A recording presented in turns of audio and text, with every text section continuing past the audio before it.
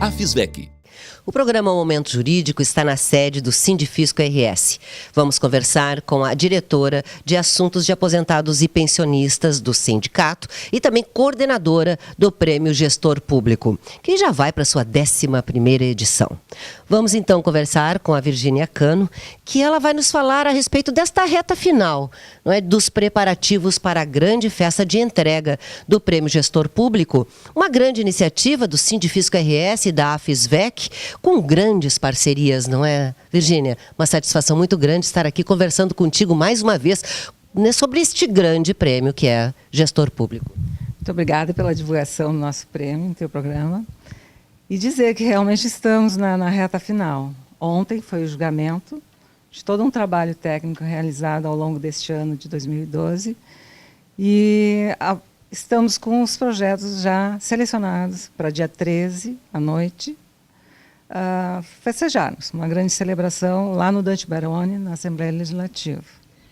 Nos conta como foi essa avaliação. Tantos projetos apresentados, tantos municípios que se inscreveram. Quais foram os critérios adotados para classificar os municípios que vão concorrer ao Grande Prêmio e às outras premiações também?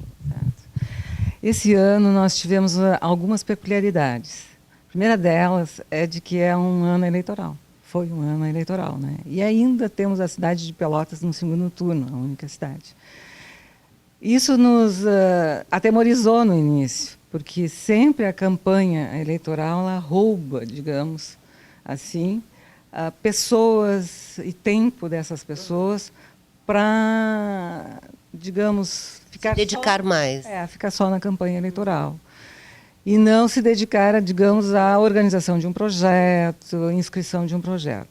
Qual não foi a nossa surpresa de que nós contamos esse ano com 172 projetos. Isso em ano eleitoral é muito projeto. E nós também tivemos outra questão, que são os colegas novos que chegaram através do último concurso realizado para a Secretaria Estadual de Fazenda, que foi como um oxigênio chegando. Então foi muito bom trabalhar com o pessoal jovem, porque deu para unir bem dois grupos, né? Um mais experiente, o outro menos experiente. Querendo aprender bastante, não é? O grupo de jovens querendo aprender com força total, com gás total, como se diz, né? E os mais antigos na área podendo transmitir também esses valores que a gente já tem mais solidamente colocado nessa procura das boas ações públicas em área de governo municipal. Essa junção, digamos, nos trouxe uma riqueza de detalhes muito grande. E foram colhidos muitas ações. Nós temos esse tema também colocado esse ano, da educação. A educação muda você, você muda o mundo. Isso nos trouxe 80 projetos a serem analisados. Realmente foi um trabalho de filigrana, eu diria, que nos tornou, também isso é novo esse ano, com 80 projetos, nós conseguimos fazer a nossa peneira técnica, que a nossa formação toda acadêmica, ela é em torno de finanças públicas. O que a gente conhece de educação é algum viés que tem um lado financeiro. Mas aquele viés pedagógico e essencialmente educacional, nós não temos na nossa formação. Então, com 80 projetos, nós peneiramos para 28. Peneiramos, entre aspas. Agora, de 28, o comitê, junto com os avaliadores, um a um, né, porque eles vão a campo, voltam de campo e são, digamos, também eles analisados, também eles verificados o trabalho. O comitê se sentiu pequeno para escolher projetos educacionais. Aí nós contratamos uma professora com largo currículo no meio acadêmico e em política pública de educação. A professora Maria Beatriz, que ela é da Universidade Federal do Rio Grande do Sul. Larga experiência, apartidária, enfim, foi escolhida. E ela nos ajudou a escolher 6 projetos. De todos apresentados, 80 apresentados, ficaram 6 projetos. Então, o que a gente pode... eu não gostaria de falar em melhor projeto, mas eu falaria em projetos mais adequados em sentido... de aplicação aos municípios.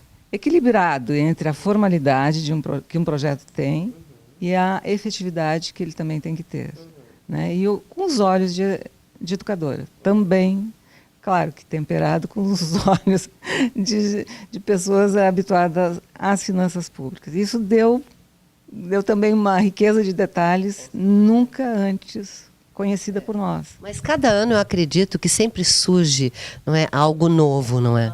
Algo novo para engrandecer ainda mais, não é, esta escolha dos projetos. Esse ano também há alguma coisa a ponderar, é a participação das júris. Né? Foi recentemente oficializada, né, a parceira do Grande Prêmio. Exato. Isso vem a honrar o grupo já dos parceiros e a nos honrar muito, porque são segmentos acostumados a trabalhar com o controle da administração. Né? De uma forma ou de outra, nós todos participamos, somos órgãos de controle. Uns mais para um lado, outro mais para o outro, mas a gente se encontra nesse âmbito, tanto o Tribunal de Contas também. E é nosso objetivo trabalhar com parceiros que também trabalhem com a administração pública. E aí? A Júris foi essa última que entrou até agora, uma grande parceira aí, que está colaborando com todas, afina com os nossos projetos, com a nossa visão de mundo e de administração pública. Pois é, muitas são as parcerias, como tu mesmo estás falando. Qual o objetivo principal de cada uma delas? Todas elas colaboram à sua maneira. O CERPO colabora também com assessoria na área de tecnologia, vista como uma ferramenta de inclusão social, e ele premia os 3 primeiros colocados com projetos em tecnologia de informação. Sim. Ele premia 3 laboratórios. Esses laboratórios não são lan house, eles são laboratórios realmente. São monitorados à distância e com presencial também, e acompanhados ao longo do tempo para ver se realmente produz emprego e produz renda, muitas vezes. Então, serve como uma alavanca. Né? Todos os nossos parceiros. Outro parceiro que nós temos, uma grande parceira, é a Assembleia Legislativa, o Poder Judiciário. Desde o início. Desde o início até o final, né? Tanto que a celebração é feita lá. Né? Mas ao longo do ano, toda a participação, toda a divulgação, também muito grande a divulgação que a Assembleia nos proporciona. O nosso patrocinador, Banrisul, patrocinador de sempre, né? Desde o grande banco dos gaúchos, não é? Quem tem Banrisul tem tudo. Tem tudo, é verdade. Exato. Então, nosso grande patrocinador, né? Nosso parceiro de todas as horas. E a Júris agora, então, se engajou. Exato, se engaja a Júris. Nós temos também a TVE, nós temos a FEComércio, a FEComércio que nos acompanha, porque todos esses parceiros, eles também fazem parte da comissão julgadora, que é soberana na escolha, né? A maioria deles. A FEComércio nos dá maquiadores, nos dá cabeleireiros, que é toda aquela meninada que a gente vê se movimentando, lá celebrando e se apresentando, tem uma passagem pela beleza, pela aquela magia de palco. Porque o visual é muito importante, não é? O visual é importante essa alavanca política, social. É tudo um conjunto. É um conjunto, é uma grande vitrine, onde é vitrine para o sindicato, para o Sindifisco, para a FISVEC, nossa co-irmã, co-realizadora, é vitrine para os prefeitos, é vitrine para o legislativo. E hoje nós sabemos que o prefeito de hoje poderá ser o deputado de amanhã, governador talvez. Então, toda essa ferramenta, toda essa engrenagem política e social é movimentada aí por nós. Nós acompanhamos há bastante tempo, né, há alguns anos, né, são 10 anos. Também né? Parceiros. E a gente vê, né, a empolgação de todos que estão presentes lá no auditório Dante Baroni, né, em cada premiação, em cada projeto apresentado, é uma festa, né, é como se fosse um Oscar recebido. Exatamente. E hoje o telefone não para de bater, né, porque como foi divulgado que ontem foi o julgamento, né? Hoje nós já divulgamos os municípios, mas não os projetos, né? Eu até poderia passar assim por 1 ou 2 projetos que sem identidade, né? Mas na área educacional tiveram algumas coisas assim que chegaram a emocionar a plateia ontem, no sentido de teve alguns projetos. Eu citaria um que é a respeito às diferenças, que é na área educacional de um município nosso, aí, do Rio Grande, de que as crianças ditas diferentes ou especiais, elas, por força de Constituição, elas deveriam ser tratadas igualmente na sala de aula, né? Bom, isso é um dever constitucional, mas nem todos os municípios conseguem ou não priorizam essa questão. Então, teve esse município que apresentou um projeto nessa área de que toda a demanda está sendo atendida. Então, todas as crianças ditas diferentes em situações assim, a lesão cerebral, paralisia cerebral, que só movimenta os olhos, né? Então, chegaram a adquirir tecnologia de informação suficiente para que só com o movimento de olhos ela consegue, porque o cérebro está perfeito, só ele tem uma questão motora, né, de corpo, de todo, que possa acompanhar integralmente a aula em sala de aula, né? E o que se observou, que isso tem vários depoimentos colocados de pessoas, pais, mães, enfim, de que as crianças são tratadas igualmente, né? E a questão não tem mais o preconceito entre as crianças, não se percebe mais. Isso é muito bom. Elas brincam. Criança cadeirante, as outras brincam, vieram vários vídeos, e mesmo nossos colegas, as crianças brincam. Elas se olham de igual para igual. Igual para igual e se ajudam. Ótimo. Então, crianças surda, muda, que usam a linguagem de Libras, que é com as mãos, as outras todas aprendem, umas com as outras.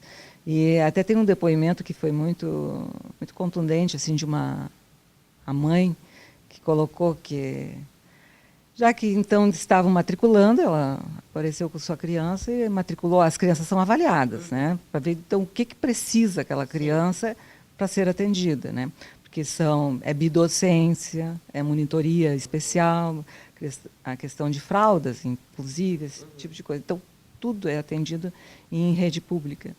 E essa mãe e os pais levaram a criança num dia determinado de início de aula, então foi dado todo um parâmetro ali para todos os pais. E no dia seguinte levaram novamente, mas não estavam habituados. E o porteiro da escola disse: não, mãe, agora aqui, a partir do portão, a criança é nossa. Por nossa conta. É por nossa conta. E essa mãe achou isso maravilhoso, porque foi a primeira vez na vida que a criança dela foi tida como normal. Né? Assim que deveria ser em todas as escolas. Então, muitas vezes dizem pessoas que querem, não digo criticar, mas dizer assim, que isso é força constitucional, é tema de casa. Mas eu diria assim, é força constitucional, é tema de casa, mas é um tema de casa muito bem feito.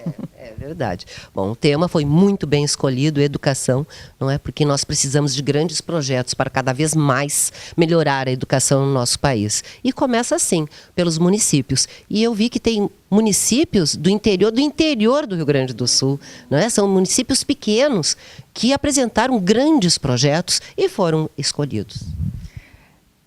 Nós temos um município vencedor, vou dizer o nome, Candiota. É um município muito pequeno. Terra do Carvão. A Terra do Carvão, com ainda pouco desenvolvido e com muita resistência. E com muita resistência na área de tecnologia. Embora ser a Terra do Carvão, a cidade, né, carvoeira, poderia estar já mais, né, alimentada por grandes benefícios, não é, do governo, enfim. Já tem programas de desenvolvimento na região, mas há laços culturais, há heranças culturais, a questão do latifúndio na zona. É muita coisa envolvendo. Mas o que nós podemos perceber é que apresentou projetos com auxílio, inclusive, de recurso federal, mas na área de tecnologia da informação. Candiota apresentou um projeto, um computador por aluno. Olha só, que maravilha. Parabéns à Candiota também, não é? Mas então vamos nos encontrar dia 13 de novembro na Assembleia Legislativa. Todos estão convidados, quem quiser, não é? Pode acompanhar esta grande premiação que sempre acontece anualmente, agora está na sua 11ª edição. Nós estaremos lá então para passar, né, para os nossos telespectadores, todos os vencedores. Então até lá, cumprimentos pelo teu trabalho. Muito obrigada e muito obrigada pela divulgação. Obrigada a você. Vamos ao intervalo, em seguida voltamos.